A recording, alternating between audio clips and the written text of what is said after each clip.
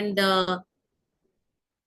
their in and social status. The representation of Muslim women in Tamil feature films who face social prejudice, fight orthodox and belief, and also struggle to counter the hegemonic feminist discourse. So, according to the Sachar Committee report, Muslim community has been a poorest literacy acquisition rate within the country in 1990s and 90s.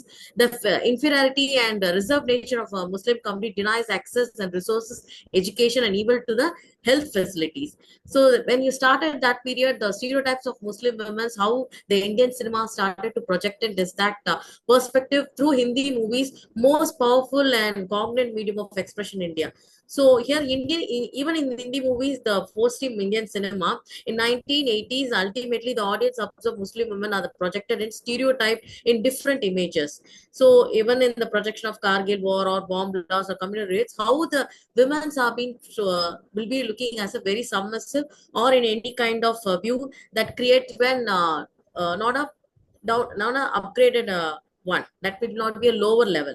So cinematography stays in the mind of the audience with the visual image of Muslims and other communities when they are projecting it. So my objective is that how they are stereotyped in Tamil, and to analyze the literacy level of the stereotype, how the Muslim women are being shown as empowered women or in a submissive manner or in a kind of uneducated, or to the analyzing the appearance of Muslim women, there will be a good looking, good girlfriends to the other community members, like that they are showing in the films. So when you kind of analyzing the film, I'm able to identify the roles mainly they played as a girlfriend, wife, or a daughter, almost like a subordinate, and they strongly emphasize on chastity, piety, and traditional family values, whatever they are projecting in the films. So here they're not stagnant on the education. Sometimes they're not showing a career ambition or any kind of empower thing in their films. So no alternative roles like rebels or professionals depicted in the any such kind of films from 1980 till 2020. The other stories of films are purely based on content outline, like they'll be loving with the other religion people. So the portrayal will be the love subject, and the portrayal of images like down like a Tamil movies, like that was a Tamil movie. And Bombay and Pukisham, these kind of movies projecting women as a not in an empowering way. So how it has been depicted, no? 3 films have been chosen, and able to analyze that most of the scene only 30 to 38% projection will be there for the female projection as a lead character or protagonist character in totality of the films. In that, I able to identify certain codings like subordinating role functions, alternative role functions, family heading, or a career orientation. These kind of percentage is very low in such films. So career orientation is not focused only in Pokisham. It has been shown very well that she is very much wanted to become a good poet or kind of thing. But in other films, they are not shows in kind of thing. And symbolism of virtue presence on screen will be 100% pure. They are very much religious oriented. That has all brought in very well in the film. And education status was not projected very well in any kind of scene. And objectification, a projection of glamorous or any kind, that is a very limited things. Certain things are very more in the Bombay or many of the films. So these are the things I've been able to identify in the analysis of the film. And especially when you come to the Bombay, when Shaila Banu's projection in the Muslim girl, in a one particular scene, the black whale will be moving out with the BGM with the female voice. That's all creating too much of making the people that they have been close towards the religious, and they are not out of the religious, and they wanted to be show a glamorous how they are. So these kind of things have been projected in Maniratnam films, and mainly the Shaila Banu's characters had been taken from Shah Banu's case, which was in fight of for the maintainity production of maintenance that was brought in the Congress period. So they, for that reference, they use this name as a Shaila Banu in the film. And it's actually unveiling the burqa scene, what was there in the films. Ultimately, symbolically, they leaving the community for the love. So these kind of things are projecting and make the people stereotypically then a kind of not having an empowerment, and they will be subordinate, and they go towards in a unethical way. So these things have been projected in the films. When it comes to the cinematic scenario in 3 films, Muslims women are primarily shown as symbols of chastity and beauty, strict with religious constants. and character in one film is a music college student, and she was ambitious, and she'll be virtuous, and she'll be reserved type. And in Bombay also, the time of social transformation, women's education, career interests are not being explored very well, and she will be belongs to a middle class family, and she will be easily exploited by anyone. So that kind of things have been projected. And in Pokisham, the most same thing, but she will be a personal longing, and she'll be having a social limitation, and she'll be leading the life very difficultly, and very much interested in literature, and she'll be a good poet.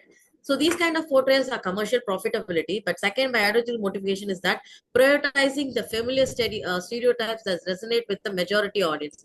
Ultimately, the status of Muslim women in these cinematic narratives is considered as virtuous, highly religious, and subordinate, with a lower career orientation and education attainment compared to other group of religious people.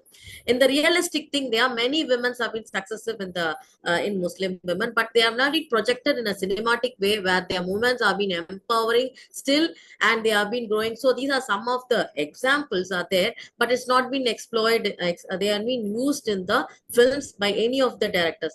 But the recently one movie which I found in Hindi, I can say that recommendation is the last. But in a Secret Superstar, it was a Hindi movie where there have been a patriarchal and religious stereotype of a Muslim woman acting, decision making. Everything have been shown very well in the Secret Superstar film. And Muslim women, religious, social context also there, and it is present a feministic Islam viewpoint emphasizing women's to right to education, artistic expression, and autonomy within the faith context. So that was the character contribute to more and respectful portrayal of Muslim women in Hindi cinema, and the religious identity with the feminist aspiration. So these points emphasize how film embodies the Islamic feminist themes and social change within the Muslim communities. What is the recommendation I wanted to project here is that the urgent for the sensitive understanding in the historical and political context, the geographical location in which Indian Muslim women are situated has deeply influenced the cinematic portrayals. And the pertinent of the image of Muslim women and educationally background, and they have been the exaggerated stereotype promoted by the mainstream academician and media projection. And there is a call for breaking stereotype by depicting the Muslim women as the empowered, ambitious, and socially active participants in the society. So not like showing a good looking and supporting or a Ma'am, we have 1 subordinate. minute. So this is the thing. So thank you so much for giving an opportunity by Sarojini Center for the Women's Studies. Thank you, ma'am. It was a very uh, intellectual and thought-provoking presentation. Now we invite Dr. Priyanka Das. Priyanka Das?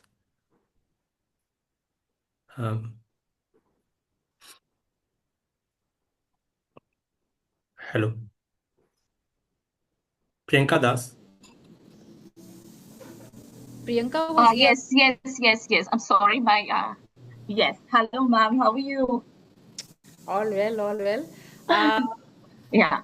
Nagini, excellent presentation. You can stop sharing now. Yeah. I hope I'm visible, right? Yes. Very much.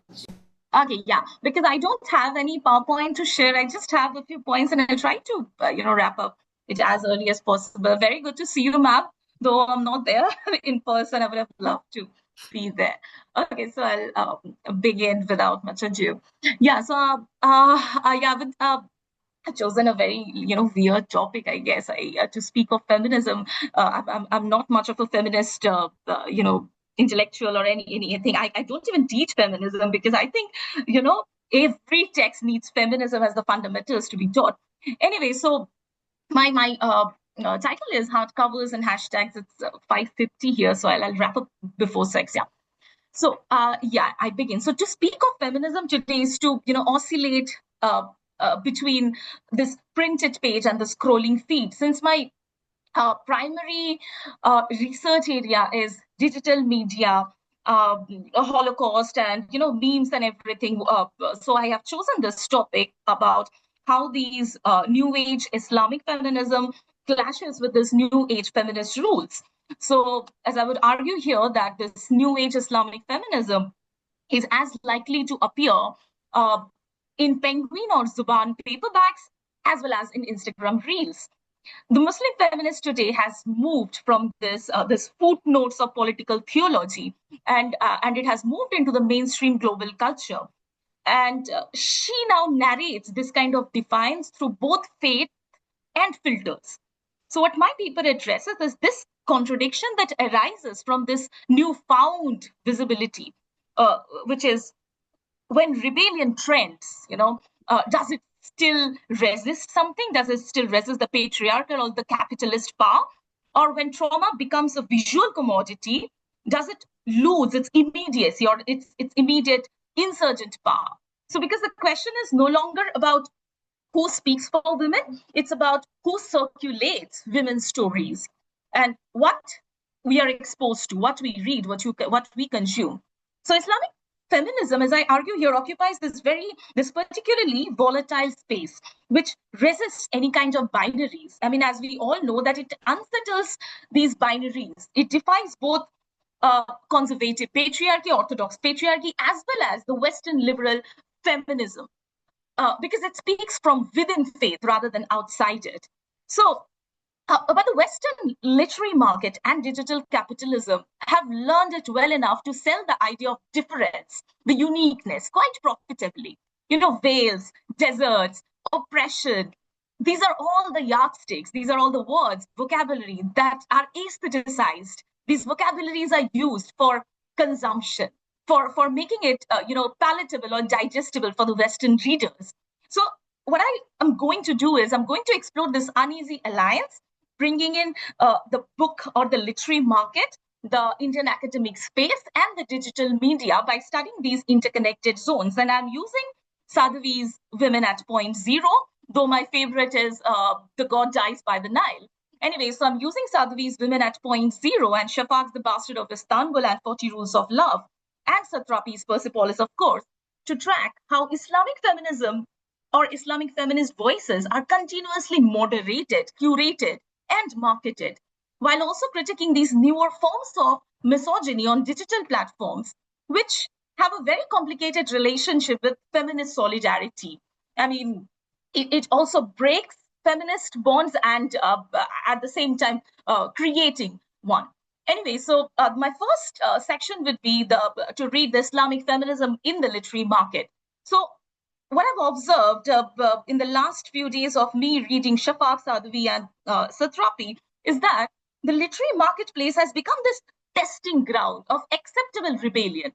A Muslim woman writing about her body or about her belief must sell not only her story, but also her difference.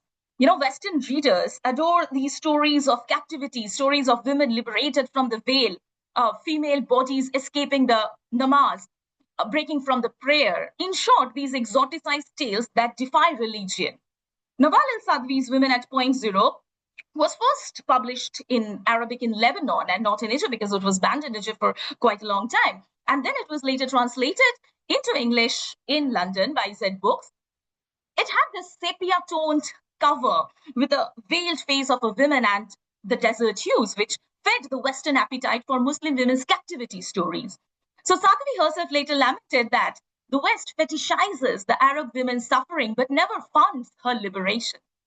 So the market fetishizes her trauma, but not her politics, because it reassures the liberated reader that the society still needs them. The society still needs the liberated reader to come and save these Muslim women. So the market paradox is quite blatant. It's out there that the more a woman bleeds on the page, the better her book sells.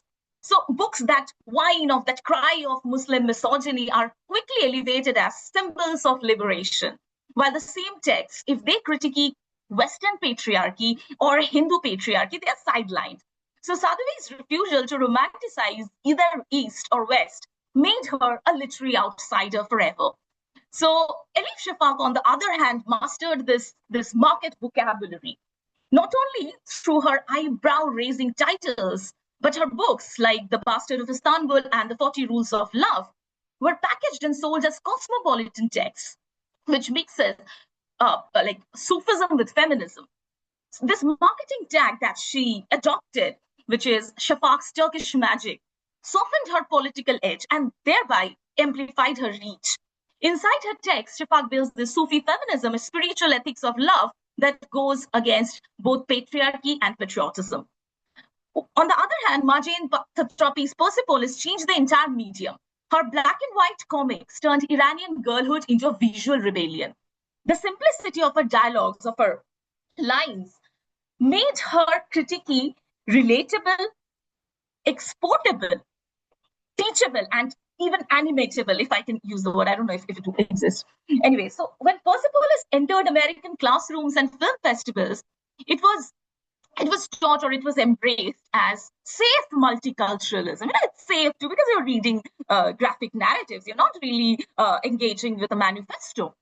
But its radical critique of the Western imperial gaze, the main problem that exists within the story, the beginning of the story and everything which rooted from there, it is completely diluted by its graphic charm. It's a graphic narrative. It's the comic. Comic can't be bad, it's like that. If it's visually appealing, it cannot arouse that kind of a politics is always boring. So the aesthetics of dissent, as I argue, goes through this constant curation. Publishers privilege stories that align with this liberal feminist ideals like unveiling, sexual freedom, cigarette and alcohol rebellion over those that interrogate Western capitalism or Christian or Hindu patriarchy. So now comments, when it becomes into social media, when it enters the social media, like Book Talk or Goodreads online reviews, they're algorithmically rewarded as universal pain. Comments read like ethnographic notes. Oh, as a Muslim woman, it must have been terrifying. She's so brave to escape her culture. So algorithms are these new age critics, endorsing Western liberal appetites over faith-based feminism. And now I come to teaching Islamic feminism in Indian classrooms. So now comes the personal struggle what we face as literature professors. The Indian classroom is both a sanctuary and a minefield. Every time someone teaches Mantos Kholdo or Chukta Islihaf, the air thickens. Students hesitate between curiosity and discomfort. Teachers measure their words. With Islamic feminist texts, the stakes are higher. The challenge becomes how to evoke empathy without voyeurism, how to make students feel without appropriating or rather universalizing pain. Affective empathy should be adopted as the pedagogy. We need a shared awareness of pain that avoids trivialization through universalization. Because when students read Shafak's Istanbul, they encounter trauma that is historical, sexual, and religious at the same time. And as teachers, we must steer these feelings towards an ideological critique, even political consciousness, but never pity or sentimental consumption. This Indian syllabi somehow sanitizes stories of subversion. Manto and Chugdai are celebrated as rebels, but their politics are framed as literary courage, not ideological warfare that needs continuation. It begins in classroom and ends in Bollywood's version of an angry Nawazuddin Siddiqui in his white kurta and blackboard. So hence, Islamic feminism is continuously depoliticized under the mask of academic diversity or neutrality. The situation grows complex when caste clashes with faith. So we can compare. This is where I conclude. So the classroom kind of continuously ranks whose rebellion feels more legitimate, the Muslim murder or the Dalit exodus. So the third space, which is the social media, is the most volatile. Hashtags are the new archives. My hijab, my rights, Muslim feminist hashtag. These are not literary agents. So algorithm is not just the literary agents, but also patriarchal marketing managers in codes. Therefore, these platforms monetize dissent. Every feminist post becomes data. Every outrage becomes an ad revenue. Capitalism turns this into what we call the empathy economy, a system where feeling itself is commodified. So when Saadvi died in 2021, it ironically created unexpected solidarities because tributes appeared not just in Arabic, but Turkish, Urdu, Bengali, and English, often by young women who had never read her but followed her quotes online. Yeah, this is where I end. This is where I conclude. So this is the digital afterlife of feminism. And the ultimate question remains then is who defines feminism? Or who defines liberation, the market, the academy, or the algorithm? And I ended with Satrapi's quote that freedom always has a price. And today that price perhaps is algorithmic exposure. Yes. Fantastic. Thank you, ma'am. Thank you, Priyanka. As we are very short in time. We will take comments from ma'am if ma'am want to give some comment, or we can go to our next speaker presenter. It's Dr. Sakira Khatun. Dr. Sakira. I have assigned her the room, but she hasn't joined yet. I think she has some network issue. Okay, she is here. Okay, I think Dr. Yeah, you are audible, but you need to increase your volume. Okay, just give me a minute.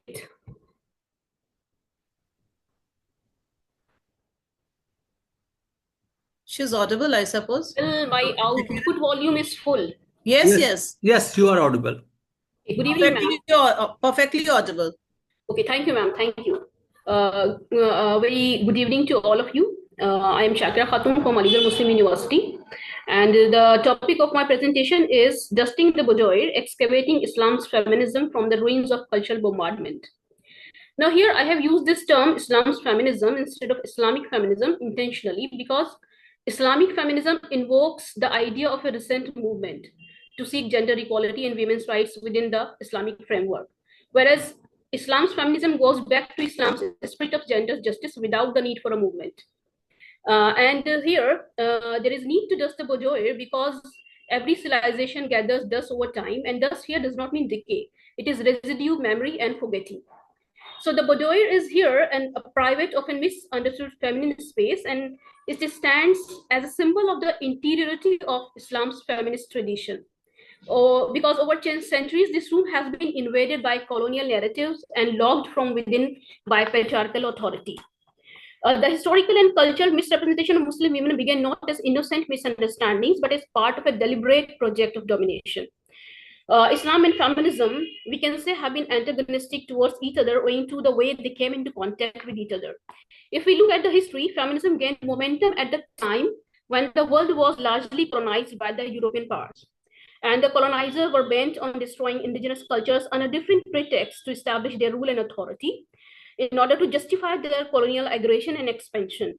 So they invented the idea of emancipation, the so-called white man's burden, in order to impose their ideas and their values and cultures upon others.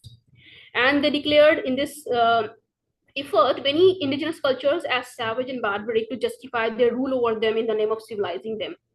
However, they could not do so with the Muslim world, where the places like Egypt and Spain used to be the centers of great learning, and thus they had to look for other targets to justify their destruction of them. And as a result, Muslim women fell as their prey, since to destroy any culture or society, it is essential to win over its women, as they are the ones who mold the future generations. Frantz Fanon points out this policy of colonizers in the context of French Algeria in his A Dying Colonism, and I quote, "Let's win over the women and the rest will follow," unquote. So to accomplish their mission, colonizers hypocritically took help of the newly emerged feminist movement by picking up the call for women liberation from their home front and applied it on Muslim colonies by declaring Muslim women as oppressed. Though the same people who were advocating for the women's rights in colonies were the people who were suppressing their own women's revolt against inequality and oppression. People like Lord Cromer, who was the founding member and sometime president of the Men's League for opposing women's suffrage in England. Their hypocrisy in this regard has been well explained by Leila Ahmad in her article, The Discourse of the Veil, and I quote, "The Victorian colonial paternalistic establishment appropriated the language of feminism in the service of its assault on the religions and cultures of other men, and in particular to Islam, in order to give an aura of moral justification to their assault at the very same time as it combated feminism within its own society. Feminism on home front and feminism directed against the white men was to be resisted and suppressed, but taken abroad and directed against the cultures of colonized people, it could be promoted in ways that admirably served and furthered the project of the dominance of white men," unquote.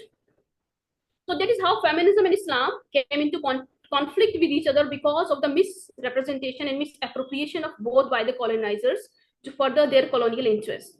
So the top of the oppressed Muslim woman thus became justification for empire.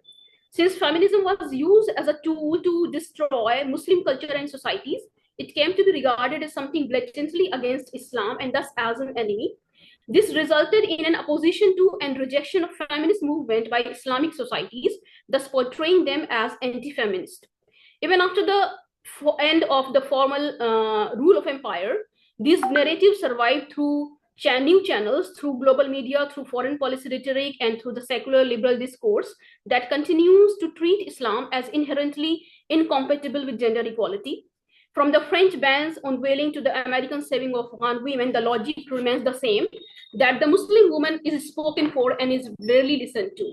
So the bombardment now is cultural, not military, and that is what actually constitutes the first layer of dust. However, one cannot plead innocence on the part of Muslim societies when it comes to the female agency and gender equality, as the second layer of dust comes from within, the slow internalization of patriarchal authority within Muslim societies themselves. In the earliest period of Islam, women were active participants in theological, legal, and public life. Khadija bint Khalid, the Prophet Muhammad's first wife, was not only his confidant, but his financial and spiritual supporter. Aisha bint Abu Bakr transmitted more than 2,000 hadiths and served as a juristic authority for early scholars. Salma contributed to the Quranic interpretation and public debate. Their lives testify that early Islam did not segregate women from the domain of knowledge or leadership. However, as the religious sciences were institutionalized and political power consolidated, interpretive authority became increasingly monopolized by men. By the 9th century, the formalization of jurisprudence and theology in male-dominated institutions had marginalized women's scholarship. And what was once a shared interpretive space became a patriarchal preserve. As Asma Barlas observed, this process of exclusion was not divinely ordained, but historically constructed. The Quran itself does not assign interpretive authority to men. As Fatima Marnesi, writing in Beyond the Veil, identifies that much of what passes as Islamic patriarchy is in fact a political manipulation of the sacred, whereby cultural practices, many predating Islam, were retroactively Islamized to serve patriarchal interests.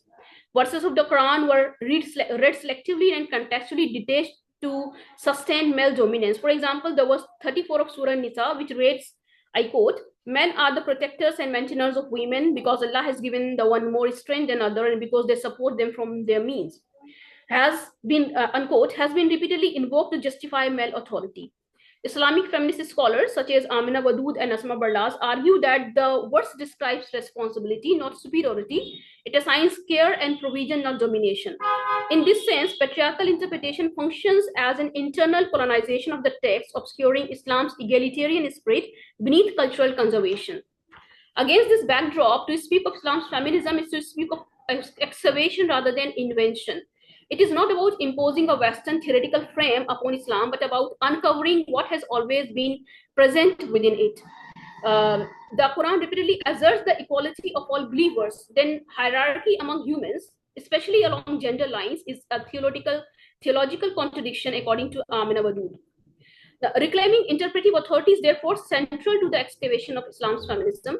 And this involves not only reading the Quran differently, but also recovering the silenced genealogies of female scholarship that stretch from the Prophet's time to the present. Figures like Darda, a respected 8th century jurist in Damascus, and Rabia Basri, the mystic whose theology of divine love shaped Sufi thought, testify to a vibrant history of women's intellectual presence. Their erasure from mainstream historical memory is itself a symptom of patriarchal power. Restoring their voices means restoring continuity between early Islamic ethics and contemporary feminist inquiry. The act of dusting the boudoir thus requires confronting the distortions imposed from without and dismantling the silences imposed from within. It is both intellectual and decolonial. Decolonization here does not mean the rejection of all external knowledge, but the refusal to let Western epistemologies define the terms of Muslim women's liberation. Post-colonial scholars such as Chandra Mohanty and Leela Abulagood have warned against the universalization of Western feminist norms, which ignore the fact that women under different cultural setups have different issues to be dealt under feminism. Islamic feminism thus calls for a more plural understanding of feminist epistemology and contributes to the diversification of feminist thought worldwide. Recovering Islam feminism also invites a rethinking of what constitutes feminism in the first place. If feminism is a struggle for justice, equality, and rights across lines of gender, then Islam's feminism has always existed, though without a name. Prince Charles acknowledged this in his speech at the Sheldonian Theatre, Oxford, on the occasion of his visit to the Oxford Centre for Islamic Studies. I quote, "The rights of Muslim women to property and inheritance, to some protection if divorced, and to the conducting of business or rights prescribed by the Quran 1200 years ago. In Britain, at least, some of these rights were novel even to my grandmother's generation," unquote. So had Islam and feminism not been misappropriated by the colonizers against each other, there would have been some understanding between them rather than animosity, and the feminists might have found Islam as the savior of Muslim women rather than oppressing to them as they now largely believe. Because what feminists demanded in the first place and have achieved after a long struggle was readily granted by Dr. Islam. Sakira, you have 1 minute. Okay. Namely, the right to education, right to property, right to have a choice in marriage, etc. Okay, so when the dust is lifted, what becomes invisible is therefore not a contradiction between Islam and feminism, but a continuity, a shared moral concern with justice, equity, and human dignity.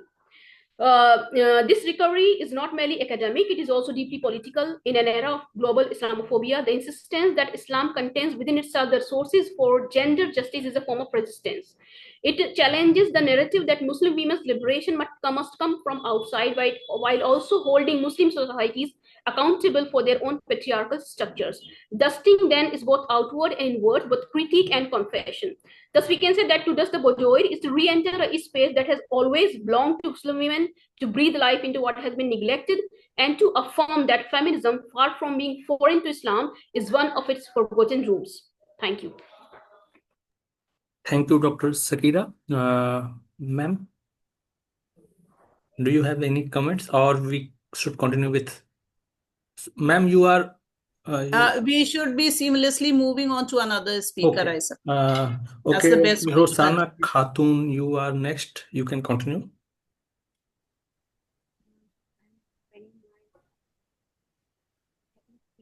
But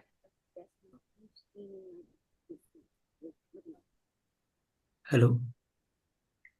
hello, I am audible? Yeah. Okay. My screen not showing here. That's You have share option. Yes.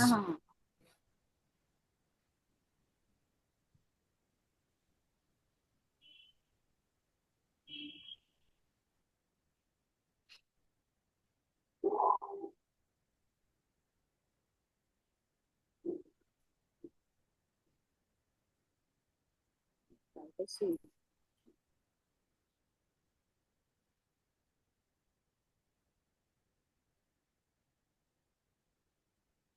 You want to share your PowerPoint? Yes, ma'am. Yes. But there are some issues of the.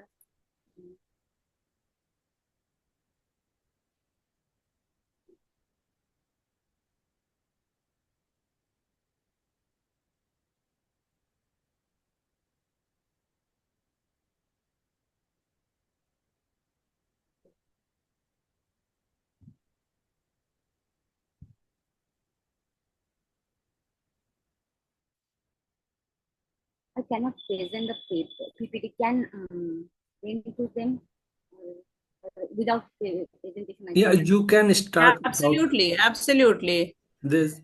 If you are unable to give the PowerPoint presentation, you can continue the way you want to be. You are audible. Okay. Good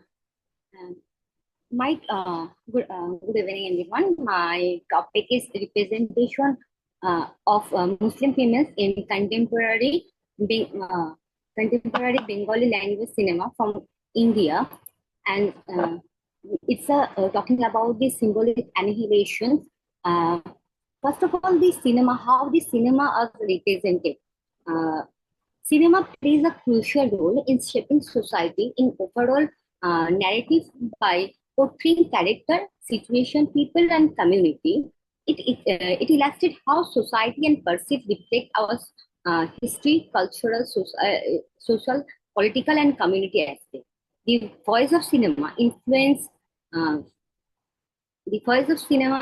perspective of gender, caste, religion, and other factors. But after 9/11 incidents happened, there was a surge of Islamophobic representation in film and other media worldwide, including Hollywood and Bollywood. It's not only the Bollywood, it's taking about the Indian language cinemas also. And Bengali language cinema produced in India have largely remained overlooked in academic analyzing regarding their portrayal of Muslims in Indian Bengali cinema. Muslim women are often depicted as deprived, subjugated, or oppressed by highly conservative or patriarchal families. They are portrayed as a other, frequently oppressed figure or the Cartesian of bias. And when you're talking about the literature review, about the academic work having, there have been most of the work have depicted about the Muslim means and Indian Hindi cinema, typically called about the Bollywoods. They depict the Muslims means as a don, underworld don, or terrorist. But there have been nothing talking about much about the Muslims women, how they have depicted, how they are working or their lifestyle. Nothing will be as such. I get in the academic work, and my topics. My objective is how to analyze the Muslim women's characters in the Bengali films, how they are portrayed, and they evaluate with the critical discourse analysis how the Bengali Muslims are depicted. And mythology wise, I use the December 2015 to January 2015 to December 2020 framework, which released in the Indian Bengali films. There have been 725 films are released, but only few films talking about the Muslims women, and the methodology was the critical discourse analysis and qualitative analysis. And I work on the Raj Kahini, which released by Srijit Mukherjee, and the Misha, which directed by the Shubhangshu Basu. In Raj Kahini, they have been depicted about the a boothal located in Bengal, where the partition happened, and the line of control, which boothal is under the line of control. So boothal owner Begum Ja, which character is played by the Rituparna Sengupta. She is the boothal owner, and she don't want to move any other place. So she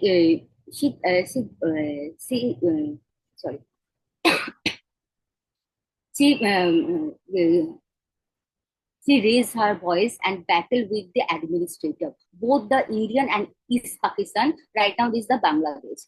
Here, without talking about the feminism aspect, showing that she is the one who helping to the Nawab of the Raiganj. But she promised, but he promised to her that he can resolve the problem. But under the pressure of government, he declined, and they have gone for the battle. And after that, how the demolition of the murder happened. This is the storyline. When you're talking about the feminist aspect, here showing the Muslim character as a sex object, or and the characters in this film, characters Fatima was raped during the partition crisis happened, and her father gave her to Boothel, and she was the vulnerable situation, but she compromised and processed in the group. And the Nawab also raped. This is the character these films are portraying. these films are talking about how the Muslim when we seen the characters, Poigamjan portrayed as nose rings or kajals, which are darkly, and the sari. Bengalis don't wear the sida pallu sari. So this is showing the outer of the Bengal. Muslim characters are showing the outer of the Bengal. And next film is Misha. Misha is talking about the storyline. This film showing that the host sexually attract the protagonist, and how their unlived story, unsatisfied love stories talking about. This is the platform. But this is in this film, Nisha also Cartesian, and they depict her as a sexual object. When after the analyzing these two films, I get the point that both the films and in Bengali language cinema depicted Muslim character as a sex object, and there have been a stereotype portrayal of the Cartesian of Taba. There have been nothing about talking about their progress or and both the films are characterized. Male are the main thing, and if she need anything, she has to be taking the help of the male protagonist. And if I am talking about the ambivalent sexism, there have been the hostile sexism about the characters and the plot also. Sexual depiction about the Muslim character, their portrayal or their body language or talking style also depicted the sexual appearance in the characters. So when you're talking about and this Rajkahin and Misha film demonstrate how Bengali film cinema symbolically depicted Muslim. Rosana, you have 1 minute. I concluded. Muslim women caught in vulnerable world where they do not belong to the mainstream society. They have to be come as a other community. And yet Muslim women are oppressed, deprived and vulnerable within a patriarchal society. And Muslims, women, very few talking about. So I think Bengali film also working on the how the changing roles of Muslim women, and they depict also the changing Muslims in Bengal. Thank you. Thank you, Rosana. Ma'am? Okay, we can continue with our final presenter, Abu Saad Sheikh. Abu? Yes, Kindly turn on your video if you are presenting. Yes, sir. Yeah. So I have a You have 10 PPT. minutes. Yeah, So I have a present. PPT. Yeah, you can present. Without PPT? I have PPT, sir. You can present with PPT or without PPT. It depends. You're setting your PPT, how much time you are taking, because we really have to subscribe to the time limits that has been allotted to each speaker. Okay, thank you, ma'am. I think that will be take time to share. Thank you. So, Assalamu alaikum wa rahmatullahi ta'ala barakatuhu. My dears, audience and critics. So, what's about my topic? My topic is digital istihad, Instagram as a site for Islamic feminist epistemology and decline perspectives. So, what's the special about my topic? And what's the aim? What's the methodology? What's the purpose that I have chose this topic? So, firstly, that I have I tell you that my topic, it's all about the digital istihad. So what is istihad? Istihad means to invent, to inventing or to discovering anything new in the Islam through their own researches. So what about the contribution by the females? So my main research is on about the South as the Asian Muslim feminist influencers, those who are using Instagram as a platform to preach Islam and explore the reality of the Islam. So, what the difference between them, and how is they are Western feminist, or is they are the another preaching the Islamic feminism? So, my research said that, I mean, there are few women that as like Amina Wadud, Asna Barlas, and the Fatima. They all are preaching their ideologies of Islam through the Instagram. So how are the Muslim women today transcending these scholarly topics into the daily life of the social media? So the main thing that they are using, they use as a Instagram as through firstly they post Instagram post as like through the multi post as that mentions that as including that. So they explore the topic that have been interpreting through the Western feminism, that Islam doesn't give the female the equality as the Western ideologies give. So that time they introduce that time they teach and they explore, they tell the world that this is not correct, and they by their stories, by their posts, by their comments, also in comments that these they answer the questions that are related, that are refutal of their arguments. So these kind of things that they are using to preach Islam, and they also exploring the ayah and the tradition of the Prophet Muhammad sallallahu alaihi wasallam by their posts, by their stories, by their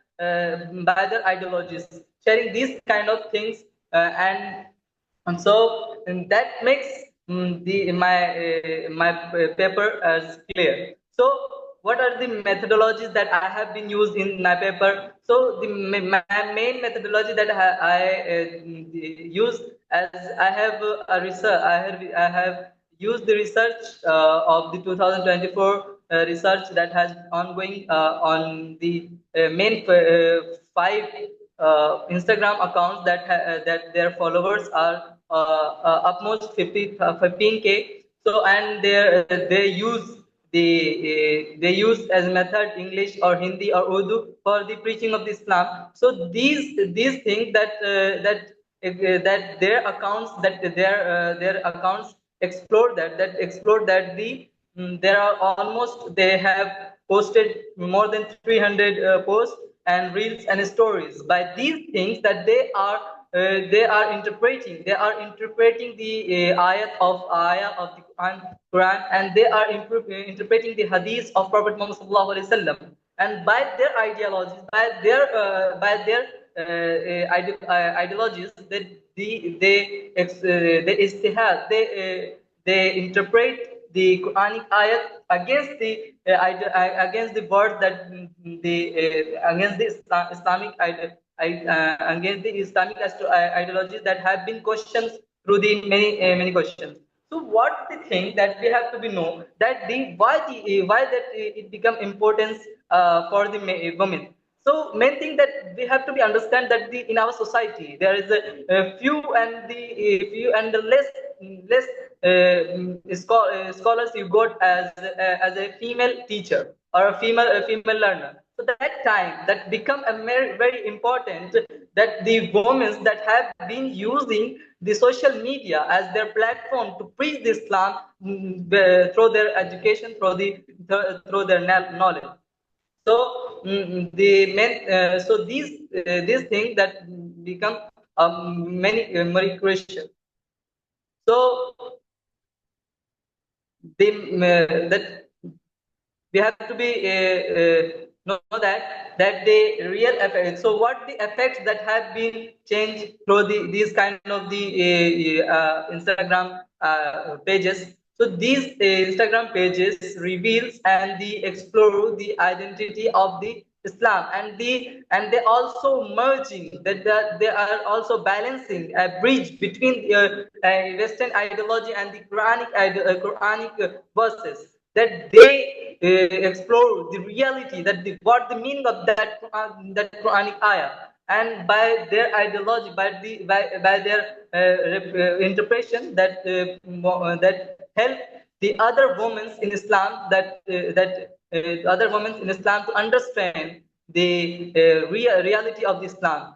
So if a man is saying that the Islam gave women equality, so that will be not useful, that not beneficial for the community as well, that any woman teacher or a preacher saying that the Islam is giving the equality equality between women and men. That time that become more influential for the community, and especially for the women community, and they answer through the words that they have watched on the Instagram reel or on the Instagram posts. So that become very influential. So these ideology, these things that become very important for the community. So the question arose that what are their ideologies? Is the woman Islamic women that they are preaching, their ideologies are the Western ideologies?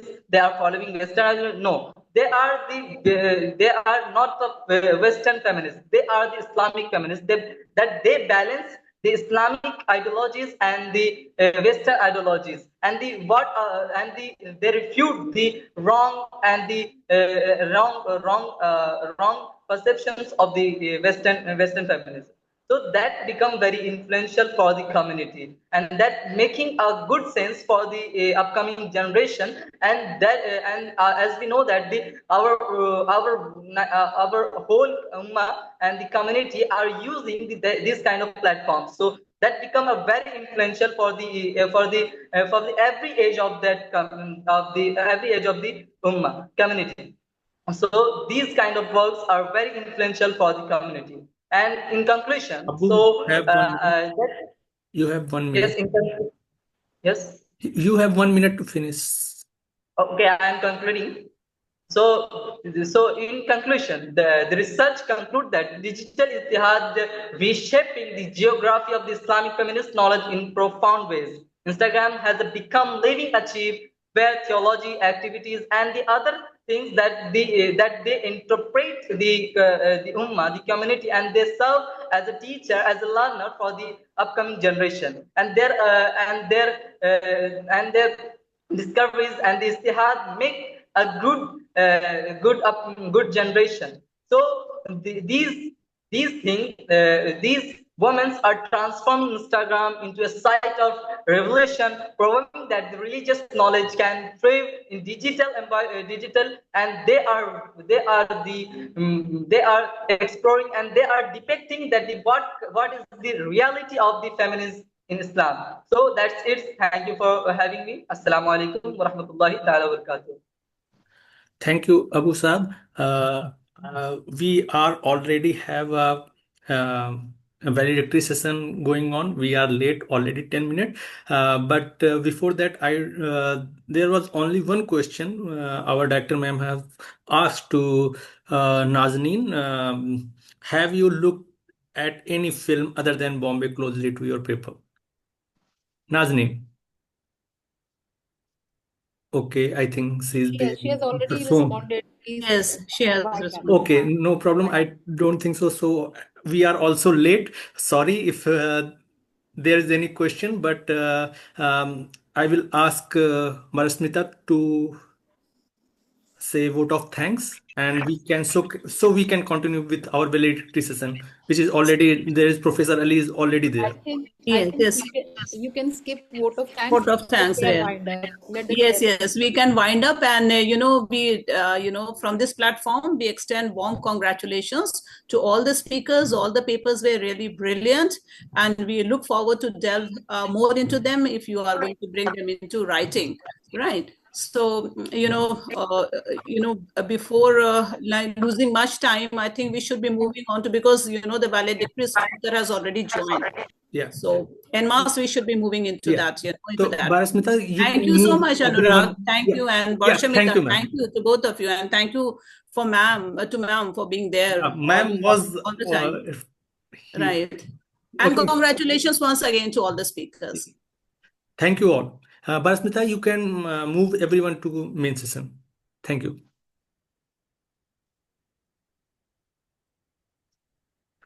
Thank you all.